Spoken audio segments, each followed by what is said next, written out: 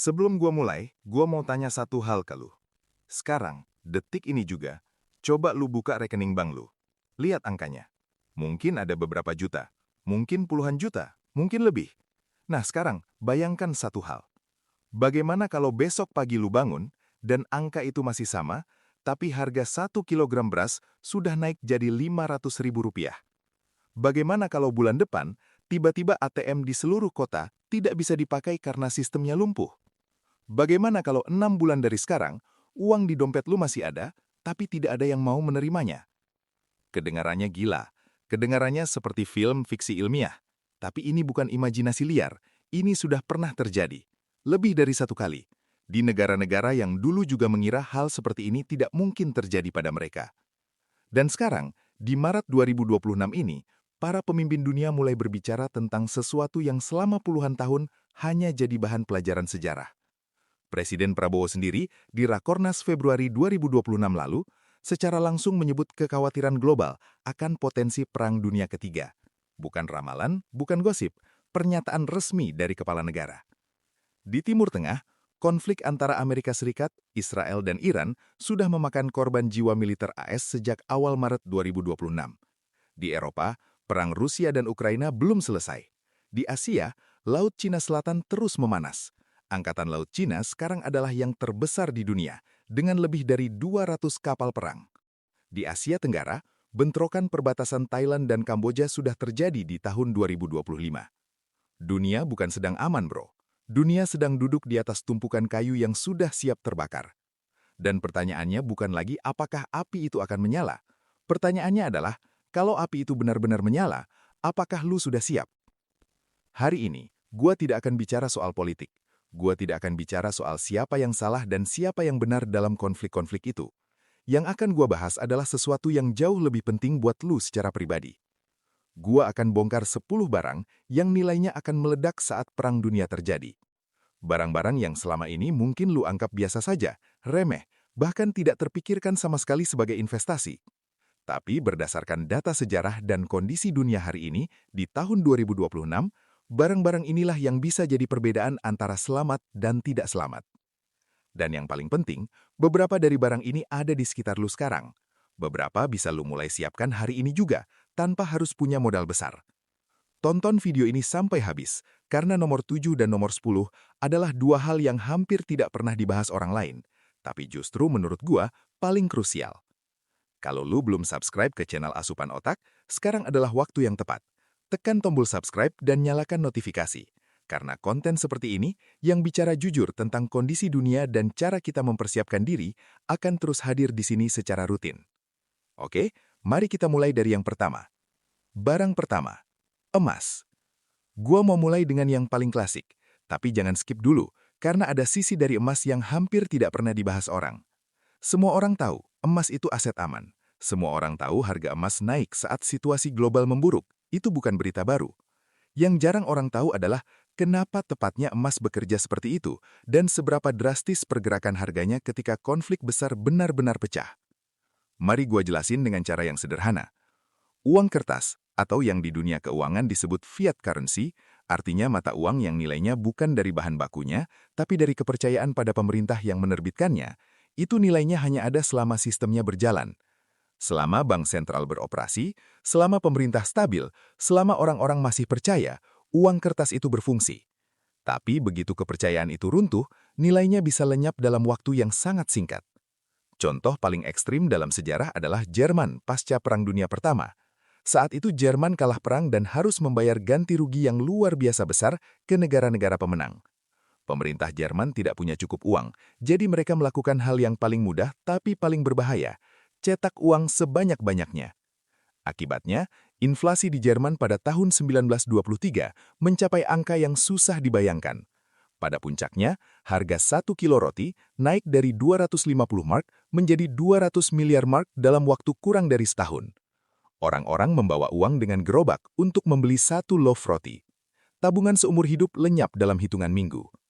Tapi orang yang punya emas, mereka selamat. Karena emas tidak bisa dicetak oleh pemerintah. Jumlahnya terbatas, nilainya diakui di seluruh dunia, dan yang paling penting, tidak ada satupun pemerintah atau rezim yang bisa menentukan nilainya. Ini bukan cerita lama yang tidak relevan. Ini adalah pola yang terus berulang. Waktu invasi Rusia ke Ukraina pecah di Februari 2022, harga emas dunia yang sebelumnya berada di kisaran $1.800 per troy ounce, satu troy ounce itu sekitar 31 gram, langsung melonjak menembus $2.000 hanya dalam waktu beberapa minggu. Bank-bank sentral di berbagai negara, termasuk Indonesia lewat Bank Indonesia, langsung gencar menambah cadangan emas mereka. Dan sekarang, di Maret 2026 ini, dengan konflik Iran versus AS Israel yang sudah memakan korban jiwa, harga emas secara global kembali berada di level-level yang mencerminkan ketakutan pasar. Tapi gua mau kasih sudut pandang yang lebih praktis buat orang Indonesia. Banyak yang berpikir emas itu mahal dan tidak terjangkau. Padahal, sekarang di Indonesia ada banyak cara untuk mulai mengoleksi emas. Lewat Pegadaian, lu bisa beli emas mulai dari 0,5 gram. Lewat aplikasi seperti Tokopedia Emas atau Shopee Emas, lu bisa beli senilai Rp10.000 pun. Emas digital namanya, dan meski tidak fisik, tetap merepresentasikan emas asli. Jadi tidak ada alasan soal gua nggak mampu beli emas. Yang penting adalah mulai, karena fungsi emas di sini bukan untuk cepat kaya. Fungsi emas adalah untuk memastikan bahwa kekayaan yang sudah lu kumpulkan tidak hancur nilainya saat dunia sedang kacau. Kalau ditanya berapa porsi ideal, para perencana keuangan biasanya menyarankan sekitar 10-15% dari total aset disimpan dalam bentuk emas sebagai pelindung nilai. Anggap saja seperti rem darurat di mobil. Lu tidak pakai setiap hari, tapi saat dibutuhkan, keberadaannya lah yang menentukan apakah lu selamat atau tidak. Satu hal lagi yang perlu gua tekankan, kalau situasi benar-benar memburuk dan sistem perbankan kolaps, emas fisik jauh lebih berharga dari emas digital, karena emas digital tetap bergantung pada server dan jaringan internet yang mungkin tidak tersedia. Emas fisik, lu pegang sendiri, tidak bergantung pada siapapun. Itulah kenapa emas adalah barang pertama dalam daftar ini. Bukan karena klise, tapi karena data sejarah dari ribuan tahun peradaban manusia membuktikannya berkali-kali. Barang kedua, air bersih dan kemampuan menyaringnya. Ini adalah barang yang paling sering dilupain orang ketika bicara soal persiapan krisis. Semua orang langsung mikir emas, makanan, senjata, tapi air jarang yang serius mikirin ini. Padahal kenyataannya, manusia bisa bertahan tanpa makanan sampai 3 minggu. Tapi tanpa air, kita hanya bisa bertahan 3 hari. 3 hari, bro. Dan dalam situasi perang atau konflik besar, infrastruktur air bersih adalah salah satu hal yang paling pertama terganggu. Pembangkit listrik yang lumpuh berarti pompa air tidak bekerja. Pipa yang rusak karena bombardir berarti sapokan terhenti. Sumber air yang terkontaminasi oleh bahan kimia dari pabrik yang hancur atau dari senjata yang digunakan. Ini bukan skenario fiksi. Di Ukraina setelah infrastruktur diserang, jutaan warga menghadapi masalah akses air bersih.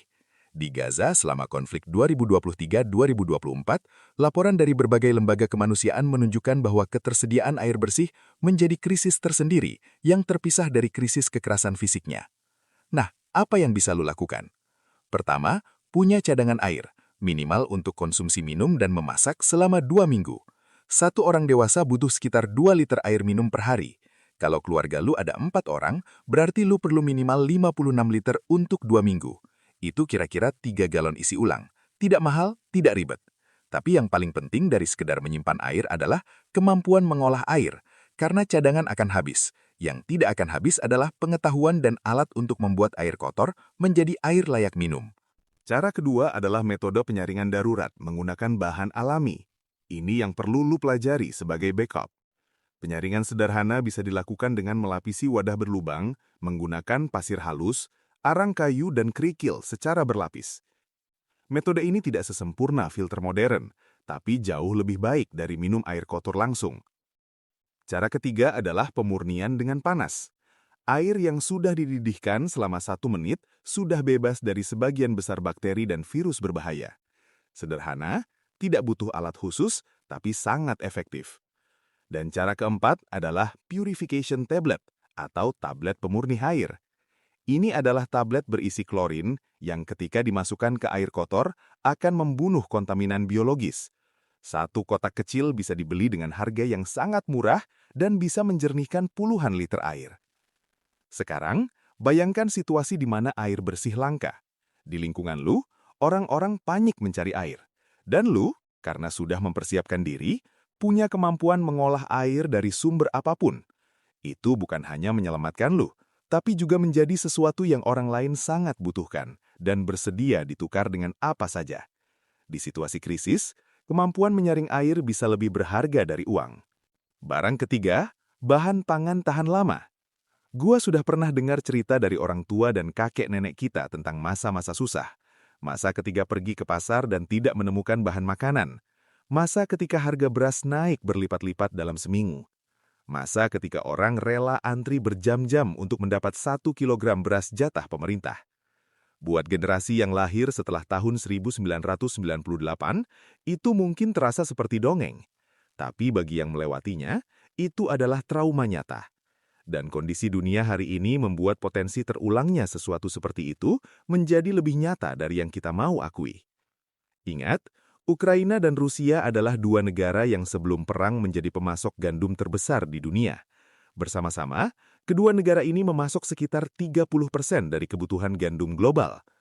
Ketika perang pecah di 2022, rantai pasok pangan global langsung gonjang-ganjing. Negara-negara di Afrika dan Timur Tengah yang bergantung pada impor gandum dari dua negara itu langsung menghadapi krisis pangan. Indonesia sendiri adalah negara pengimpor gandum terbesar keempat di dunia. Tepung terigu yang kita pakai untuk membuat roti, mie instan, gorengan, semuanya bergantung pada impor gandum. Kalau rantai pasok itu terganggu, dampaknya langsung terasa di dapur kita masing-masing. Jadi, apa yang harus kita lakukan? Sederhana, tapi seringkali diabaikan. Bangun cadangan pangan. Bukan berarti lu harus menimbun sampai gudang penuh, tapi punya stok bahan makanan tahan lama untuk minimal 1-3 bulan, itu adalah langkah bijak yang seharusnya dilakukan setiap rumah tangga. Apa saja bahan pangan yang paling worthwhile untuk disimpan? Beras adalah yang paling utama. Beras putih yang disimpan dengan baik dalam wadah kedap udara dan tempat yang kering bisa bertahan 1-2 tahun. Beli sedikit lebih banyak dari kebutuhan mingguan dan rotasi secara berkala. Mie instan dan pasta kering. Mie instan punya kandungan gizi yang tidak ideal untuk konsumsi sehari-hari, tapi dalam situasi darurat, kalori adalah kalori. Masa kadaluarsanya panjang, mudah disimpan dan mudah dimasak. Kacang-kacangan kering, seperti kacang merah, kacang hijau, dan kedelai. Ini adalah sumber protein yang sangat terjangkau, mudah disimpan dalam waktu lama, dan bergizi tinggi. Kacang kering yang disimpan dengan benar bisa tahan bertahun-tahun. Gula, garam, dan minyak goreng. Ketiga ini adalah kebutuhan dasar memasak yang seringkali melonjak harganya pertama kali ketika ada krisis. Punya stok ekstra dari ketiganya adalah keputusan yang sangat masuk akal. Ikan kalengan dan kornet. Sumber protein hewani yang bisa disimpan lama tanpa perlu lemari es. Ideal untuk kondisi darurat. Tepung terigu dan tepung beras. Bisa diolah menjadi berbagai makanan, fleksibel dan mudah disimpan. Tapi di luar stok makanan yang dibeli, ada satu hal yang jauh lebih valuable dalam jangka panjang. Kemampuan menanam sendiri. Ini bukan tentang menjadi petani sungguhan. Ini tentang punya pengetahuan dan pengalaman dasar untuk menanam tanaman pangan di lahan yang ada, seberapapun kecilnya. Di pot, di pekarangan kecil, di bekas drum yang diisi tanah. Singkong adalah tanaman paling tangguh yang bisa lu tanam. Bisa hidup di tanah yang kurang subur, minim perawatan, dan menghasilkan umbi yang bisa dimakan dalam waktu 6-8 bulan. Ubi jalar juga sama tangguhnya. Bayam, kangkung, dan kemangi bisa dipanen dalam waktu 3-4 minggu dari tanam biji. Kalau perang benar-benar terjadi dan rantai distribusi pangan putus selama berbulan-bulan, orang yang punya kemampuan menanam sendiri akan menjadi salah satu yang paling dicari di komunitasnya. Pengetahuan itu nilainya tidak bisa diukur dengan uang. Barang keempat, obat-obatan dan kemampuan P3K.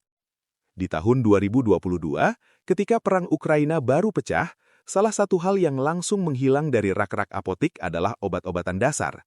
Parasetamol, antibiotik, perban, dan berbagai kebutuhan medis dasar tiba-tiba langka karena semua orang panik beli sekaligus. Bayangkan kondisi yang lebih parah dari itu. Bayangkan ketika rumah sakit tidak bisa beroperasi karena listrik mati atau gedungnya rusak.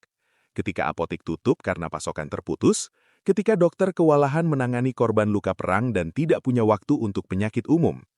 Dalam kondisi seperti itu, orang yang punya stok obat-obatan dasar dan pengetahuan P3K atau pertolongan pertama pada kecelakaan adalah orang yang bisa menyelamatkan nyawa.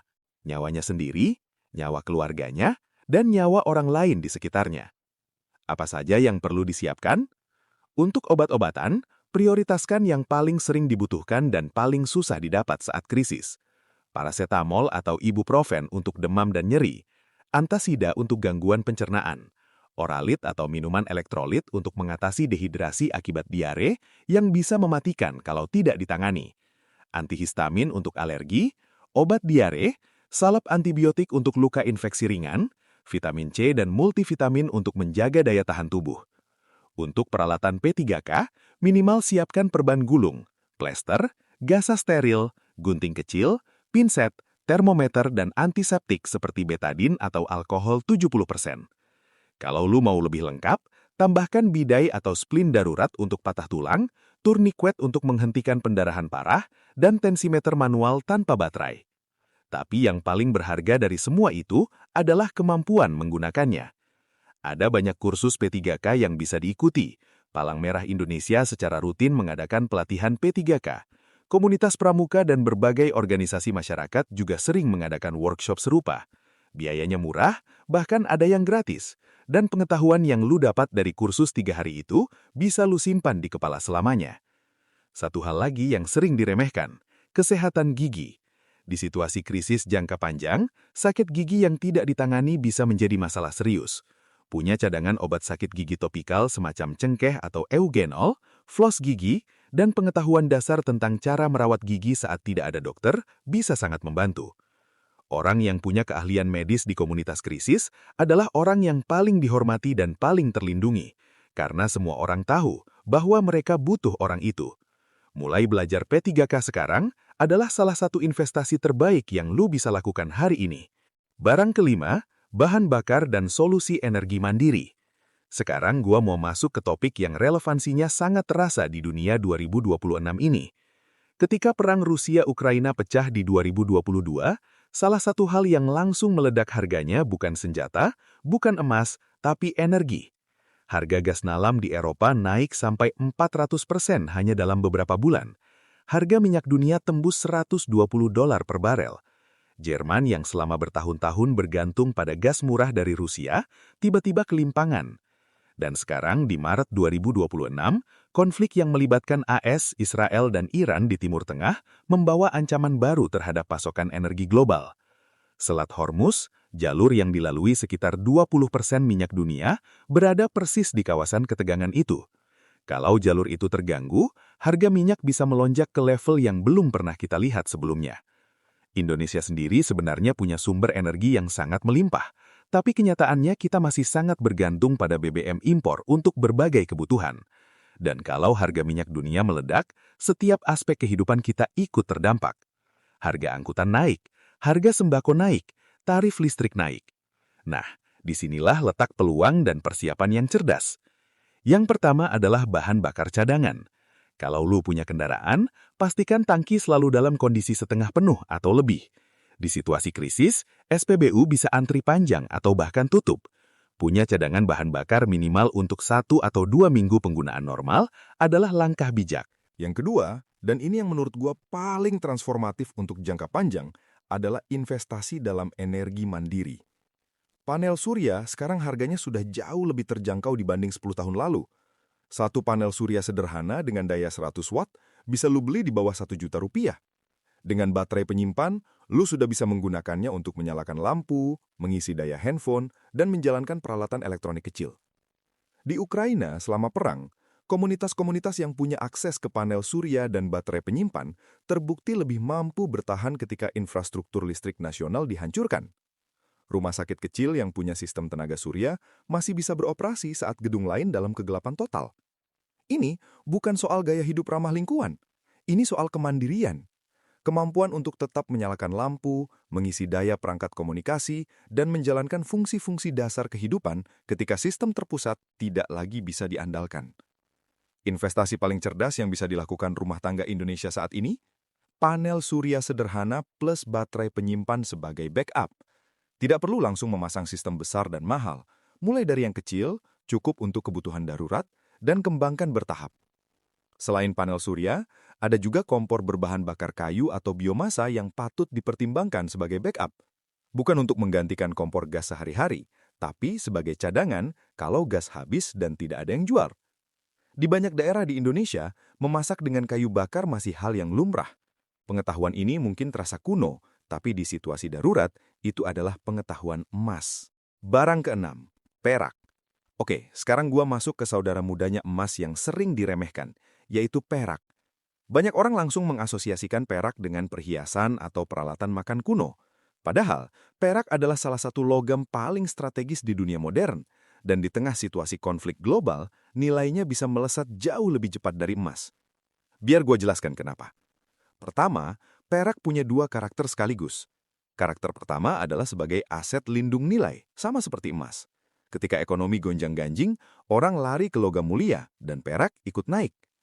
Karakter kedua, dan ini yang bikin perak unik, adalah sebagai logam industri yang paling strategis di era modern.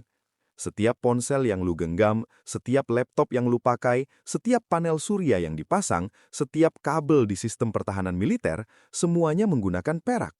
Konduktivitas listrik perak adalah yang tertinggi di antara semua logam yang ada di bumi. Sekarang, bayangkan skenario perang besar.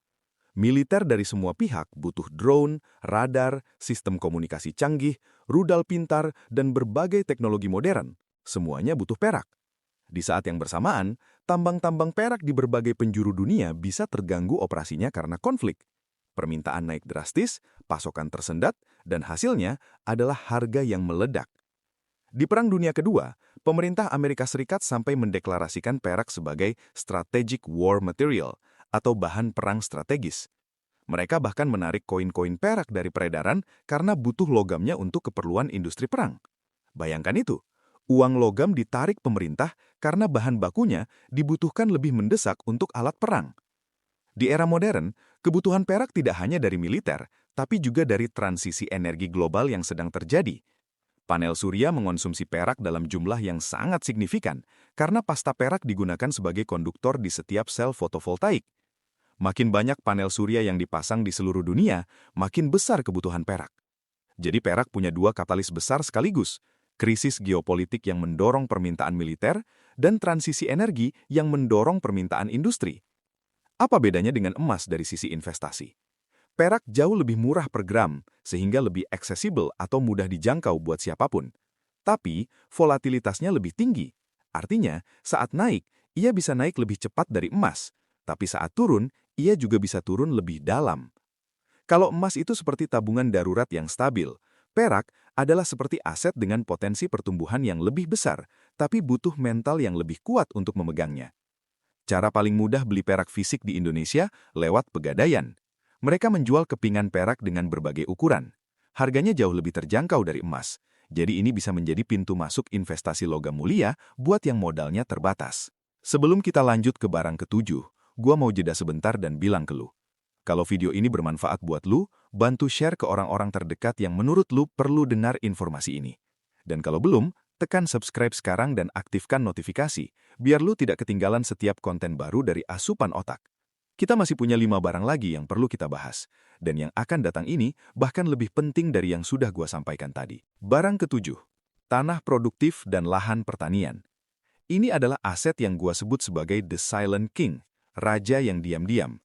Di waktu normal, tanah pertanian di pinggiran kota atau di desa mungkin kelihatan tidak menarik, tidak glamor, tidak terasa exciting seperti saham atau kripto.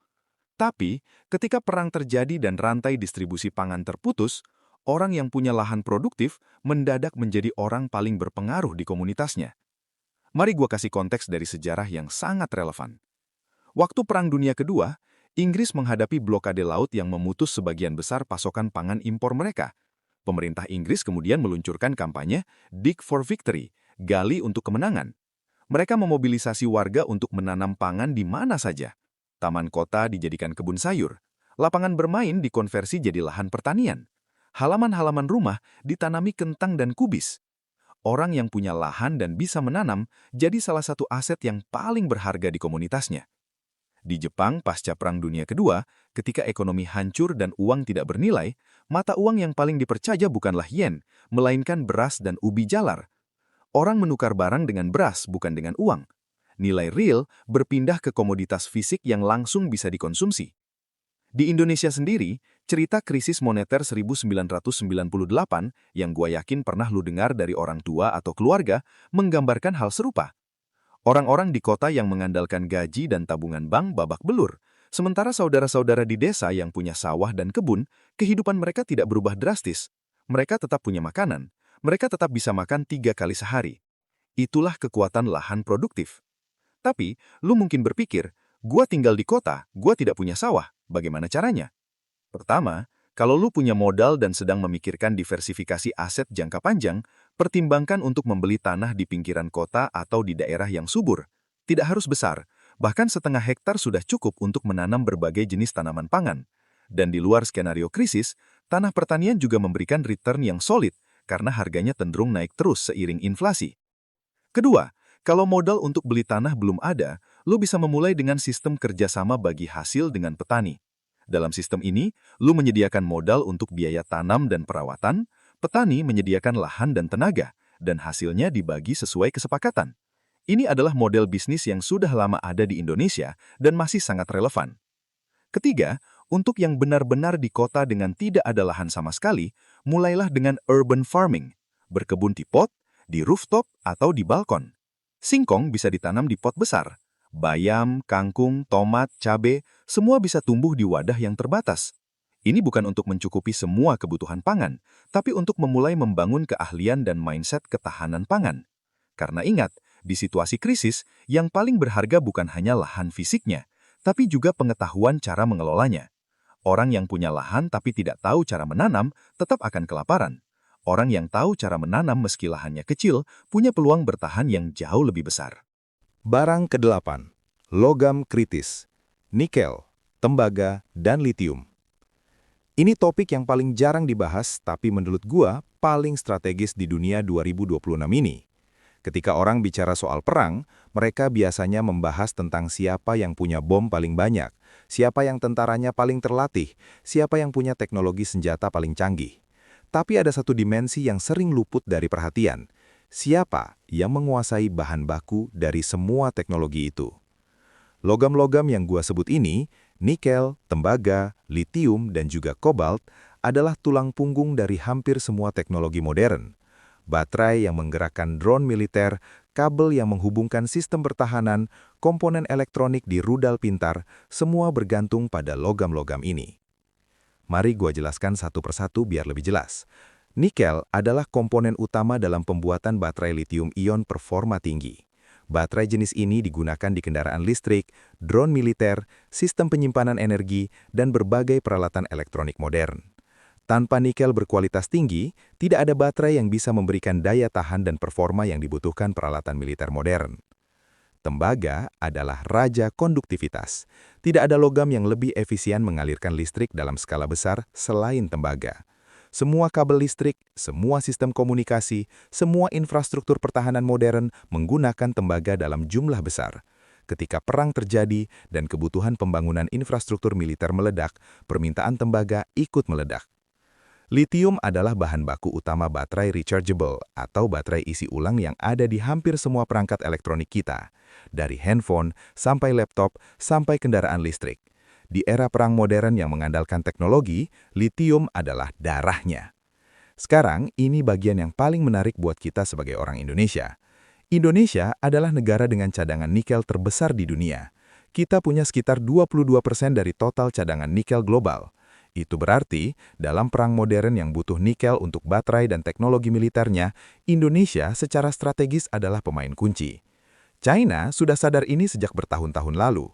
Mereka gencar mengakuisisi tambang-tambang di Indonesia dan berbagai negara Afrika untuk mengamankan pasokan logam-logam kritis ini. Karena mereka tahu, perang masa depan tidak hanya tentang siapa yang punya rudal terbanyak, tapi juga siapa yang bisa memproduksi teknologi perangnya. Kebijakan hilirisasi nikel yang kita jalankan beberapa tahun terakhir, melarang ekspor bahan mentah dan mendorong pengolahan di dalam negeri, adalah langkah yang dalam konteks geopolitik ini sangat strategis. Kita tidak mau lagi jadi sekadar pemasok bahan baku murah, kita mau jadi pemain yang menentukan harga dan kondisi. Nah, dari sudut pandang lu sebagai individu, apa yang bisa dilakukan? Lu tidak bisa langsung beli nikel atau tembaga batangan seperti membeli emas, tapi lu bisa mengambil exposure ke sektor ini lewat pasar modal. Di Bursa Efek Indonesia, ada saham-saham perusahaan tambang nikel dan logam dasar yang kinerja harganya sangat sensitif terhadap kondisi geopolitik global. Ketika tegangan internasional naik, harga nikel global naik dan saham perusahaan nikel lokal ikut naik. Reksadana saham yang berfokus pada sektor komoditas dan material juga bisa menjadi jalan untuk terlibat. Ini lebih mudah dan tidak perlu keahlian analisis saham yang dalam. Tapi kalau semua itu terasa terlalu rumit, cukup dengan memahami bahwa Indonesia duduk di atas kekayaan logam yang sangat dibutuhkan dunia adalah pengetahuan yang berharga. Karena pengetahuan ini membantu lu melihat posisi Indonesia yang lebih kuat dari yang kebanyakan orang sadari.